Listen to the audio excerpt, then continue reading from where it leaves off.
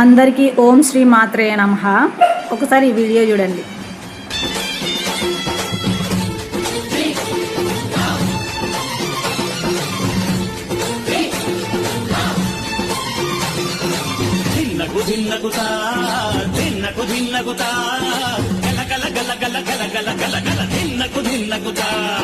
గజ్జలనే కట్టి తమరుకమే పట్టి నాట్యమే చేయుట అమ్మకు ఇష్టమట.